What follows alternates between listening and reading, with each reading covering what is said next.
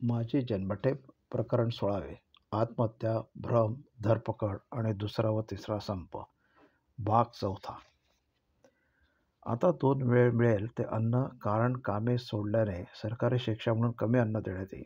खाऊन वर नारळाचा सप्पा राजबंदीवान उडवू लागले. पण काम तेवढे करीनात. उपाशी का मरता? हिसकून हिसकून अन्न घ्या, लठ्ठ व्हा आणि काम मात्र करू नका, हा माझा मंत्र सगळ्यांनी उचलला. तेव्हा जे राजबंदी अवधीच्या शिक्षांचे होते, त्यावर काम सोडण्याच्या अपराधासाठी तुरुंगातील सर्व शिक्षा संपल्याने मॅजिस्ट्रेट पुढे खटले करण्यात आले. कोणास 2 महिने शिक्षा वाढली, कोणास 4 महिने, नाणेगोपाळास 1 वर्ष शिक्षा वाढली.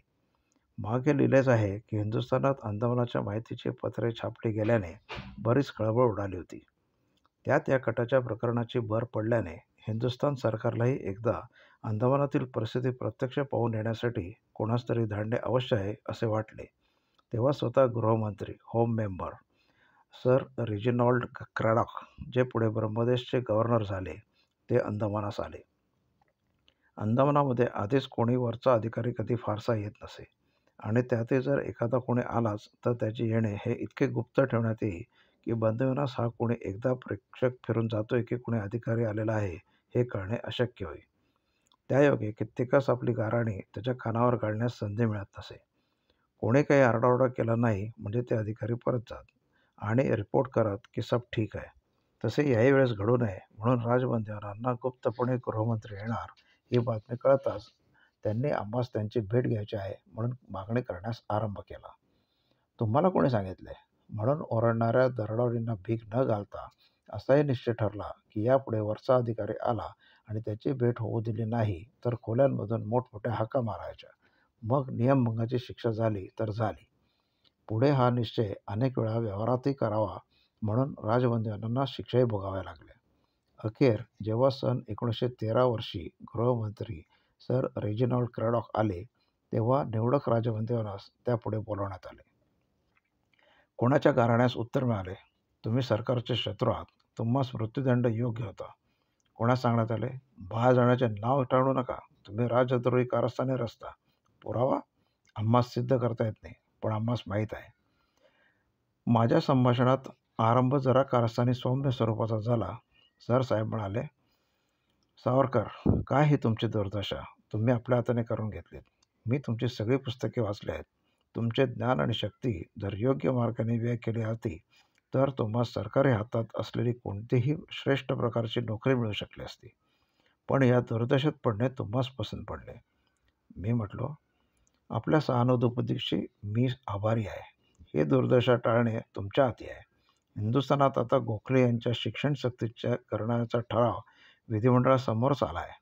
जर तो संमत होऊन अशा प्रकारची विधायक प्रगती करण्यास माझ्या राष्ट्रास मनपूर्वक संधी देण्यात येईल तर मग मीच काय, माझे पूर्ण सर्व सहकारी क्रांतिकारक मित्रही शांततेच्या मार्गाने जाण्यास एका पायावर सिद्ध होतील. मला वाटते ते देखील असेच म्हणत असतील. सर क्रॅडॉक म्हणाले, हे तुम्हास कसे माहिती पडले? ते कुठे आहेत तुम्हास माहीत आहे का?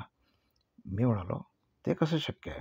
तुमच्या कोठडीत तुमच्या पाऱ्यात मी रात्रंदिवस बंद नाही का? पण आमची एकमेकांची मनोवृत्ती आम्हास माहीत आहे, त्यावरून मी तर्क करतो. शांततेने प्रगती शक्य होताच क्रांतिकारक मार्ग स्वीकारणे मी अधर्म्य समजतो. तेही समजत होते असावेत. सर म्हणले, छट, तुम्ही चुकता. ते अजूनपर्यंत 30 रणगर्जना करीत आहेत आणि तुमचे नाव घेत आहेत. हिंदुस्थानात म्हणा वा अमेरिकेत म्हणा, पण तुमची मंडळी अजूनही त्या अपराधी चळवळीत दंग आहेत.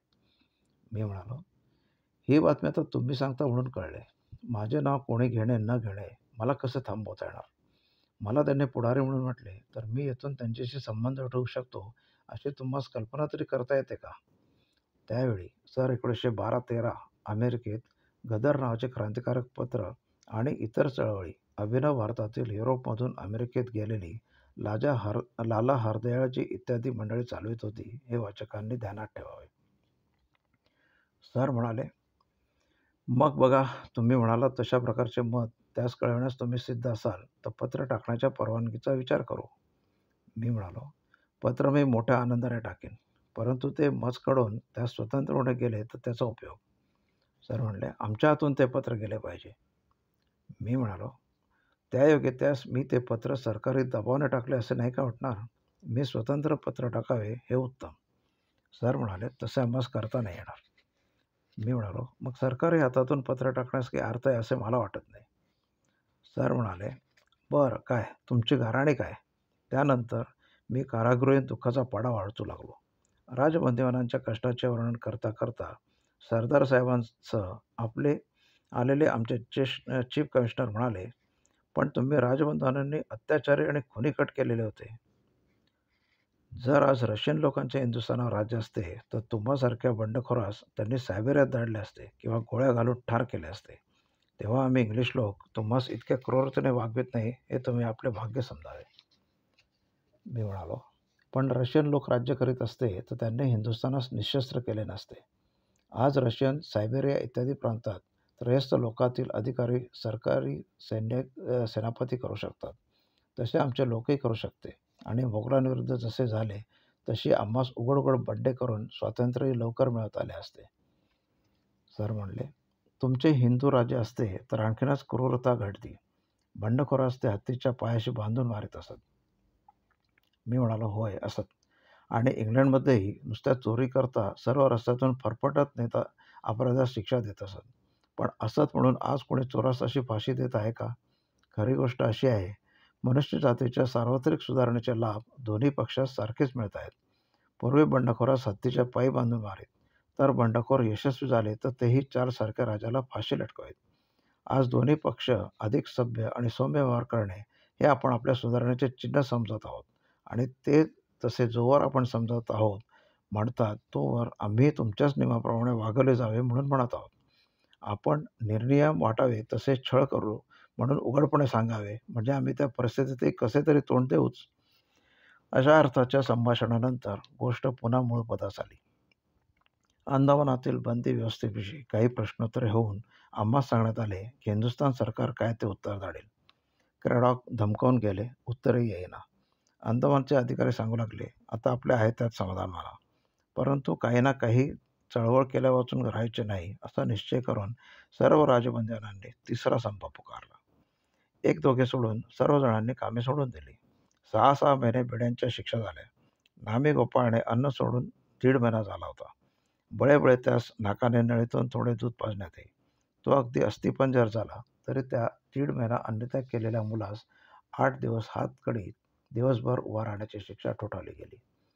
तो डगमगला नाही, परंतु त्याच्या दुःखाने उद्वेगून इतर 6-7 जणांनी अन्नत्याग केला. त्यासही पोटात कणभर अन्न नसता 8 दिवस हातकडीत उभे करण्यात आले. माझे पत्र यायचे ते आले, परंतु तुमच्या पत्रात आक्षेपार्ह निकाल आहे म्हणून तुम्हास ते देता येत नाही म्हणून सांगण्यात आले. मी पत्र येताच संपात सामील झालो.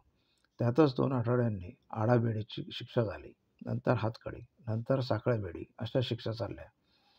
पत्रात आक्षेपार्ह काय आहे ते लवकरच आम्हास आमच्या सहकार्याने गुप्तपणे कळवले. ते एक आक्षेपार्ह विधान म्हणजे त्या वर्षी पार्लमेंटात केर हार्डी यांनी माझ्याशी केलेली चर्चा हे होते.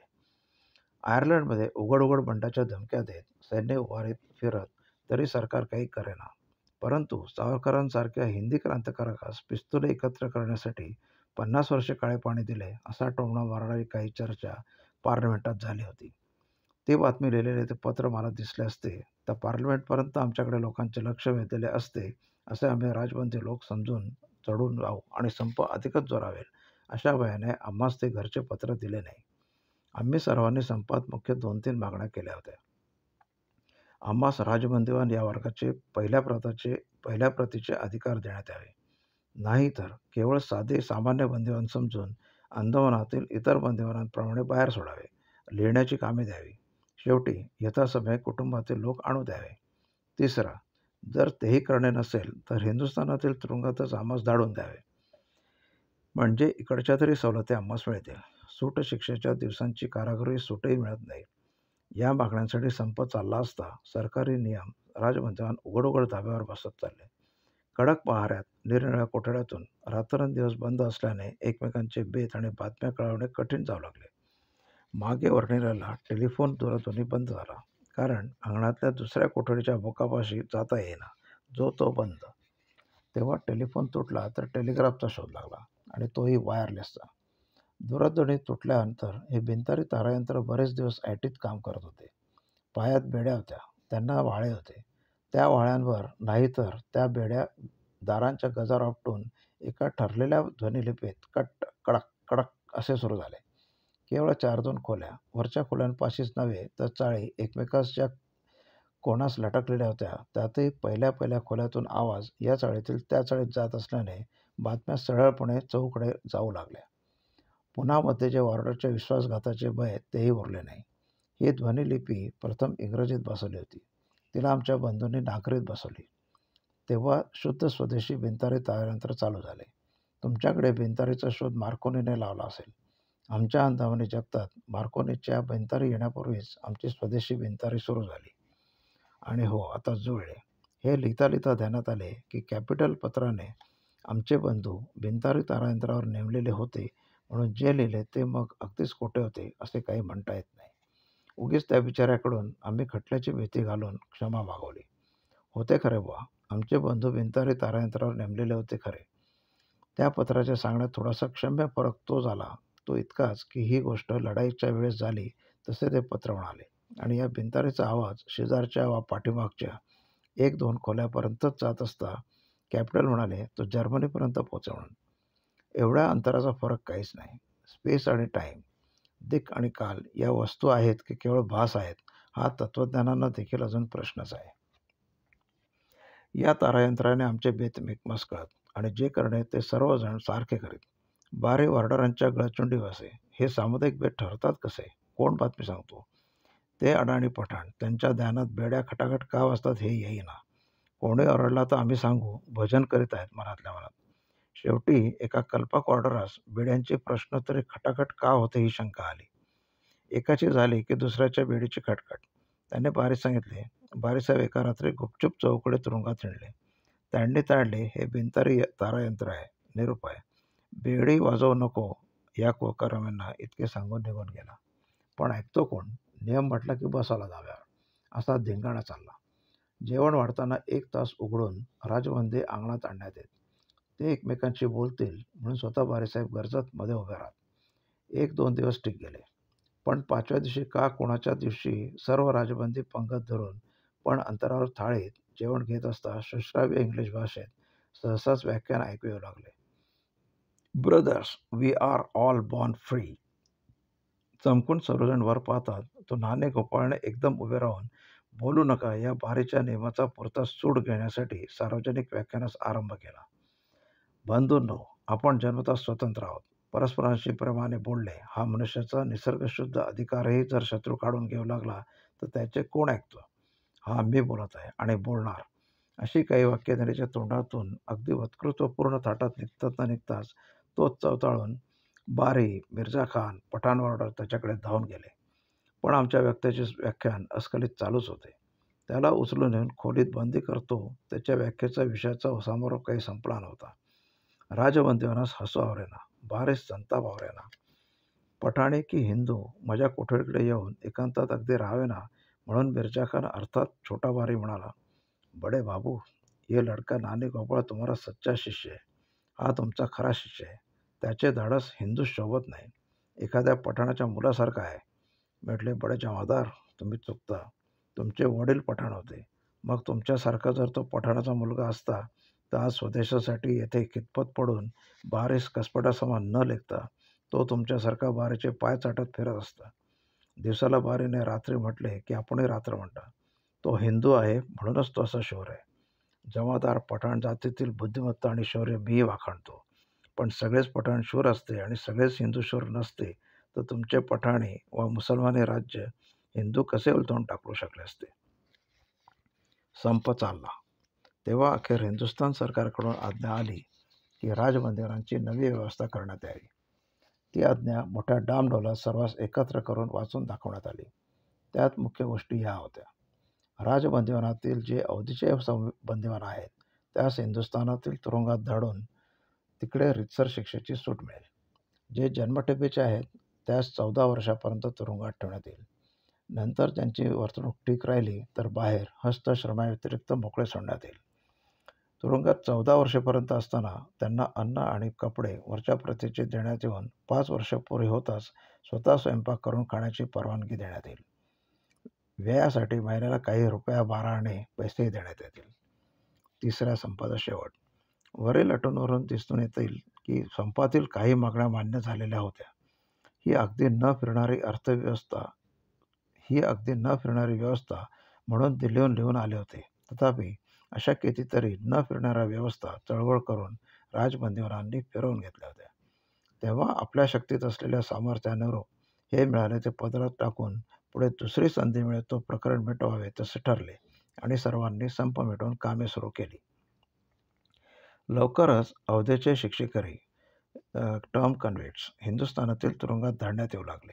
जाताना त्यास आंबाकडून बजावून सांगण्यात आले की देशात अंदमानातील अपेष्टांची प्रसिद्धी सारखी करत राहा आणि देशातून जेव्हा जेव्हा अंदमानास बंद्यांची चलाने येतील तेव्हा तेव्हा स्वराष्ट्राच्या बातम्या धाडीत चला.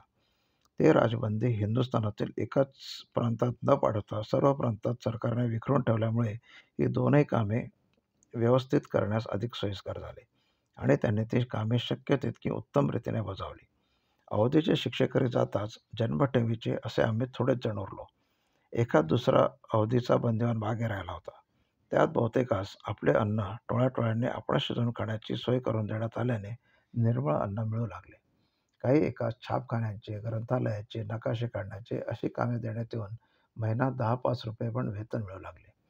पैशाची दुर्मिळता तर काय, पण दुर्दशा ज्या कारागारात असे त्यात 5 रुपये ज्याच्याजवळ असतात तो लक्षाधीशाप्रमाणे समजला जाऊन अनेक जण त्याच्या सेवेत तत्पर होत. यात काय आश्चर्य. अशा रीतीने मागे उरलेल्या जन्मठेप्यांपैकी बऱ्याच जणांची कारागाराच्या मानाने सुलभ श्रम आणि बरे अन्न मिळाल्याने बरी व्यवस्था लागली. परंतु हे सर्व जुळले तरी यत्किंचित लाभातही आमची काही फारशी वर्णी लागली नाही. आम्हास कोणतेही लेखी काम देण्यात आले नाही. आम्हास कोणत्याही कारखान्याच्या देखरेखीवर नेमण्यात आले नाही. आम्हास मिळालेले मुख्य समाधान म्हणजे इतकेच की आमच्या सहभोगी देशभक्तास काहीतरी सवलत मिळाली. आमच्या बंधूस आणि आम्हास तेच दोरखंड वळण्याचे हस्ताश्रमी काम करावे लागले. पुढे नाशिकच्या कटाच्या खटल्यातील श्रीयुत वामनराव जोशी आणि माझे बंधू यांना इतर बंदिवानांप्रमाणे एकत्र स्वयंपाक करण्यास परवानगी मिळाली. पण मला पूर्वीप्रमाणे एका चाळीत अलगपणे बंद ठेवण्यात आले. अंदवणे राज्यकारभाराचे हे सूत्रच ठरले होते. जे बारी अनेक वेळा बोलून दाखवी की अशांतीचे प्रमुख कारण म्हणजे सावरकर आहे आणि त्यावर सक्त दृष्टी ठेवली पाहिजे. सवलत अशी शक्यतो मिळून न देता पाहिजे. हे वर्ष 1914 होते. राजबंदिवानांच्या अंदमानातील चळवळींचा आणि वृत्तांताचा पूर्वार्ध येथे संपतो. पुढे मोठमोठी स्थित्यंतरे हिंदुस्थानातील आणि जगातील राजकारणात घडत गेली. त्यांच्या परिणामाचे धक्के अंदमानातील त्या छोट्याशा वसाहतीसही बसत गेल्याने तिकडील वृत्तांताचेही स्वरूप बदलून गेले. पूर्वार्धात मुख्यतः स्वतःच जगण्यास अत्यंत अवश्य अशी भूमिका उत्पन्न करून घेण्याकडे राजबंदिवानांची शक्ती व्यय गेली. परंतु उत्तरार्धात अंदमानाच्या सार्वजनिक जीवनातही नवीन जोम उत्पन्न करण्याकडे त्यांचे लक्ष वेधलेले राहिले. या ठळक परिवर्तनामुळे आमच्या या कारागिरीय वृत्तांताचेही 2 भाग आहेत. म्हणून त्याचा पूर्वार्ध येथेच संपवून पुढचा अधिक व्यापक स्वरूपाचा वृत्तांत उत्तरार्धाकरता राखून ठेवू. प्रकरण 16 संपले.